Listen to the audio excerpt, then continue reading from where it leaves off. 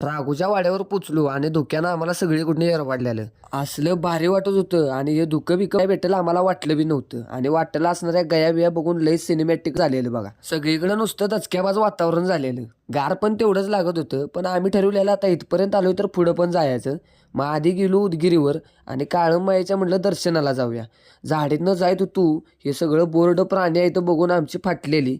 लाल रस्ता लागला तसं आम्हाला आताच वाटलं की जवळ आले मंदिर. धुक्यातनं गाडी हळूहळू घेत आम्ही पोचलो मंदिरावर. शनिवार असल्यामुळे आज सगळं बंद होतं.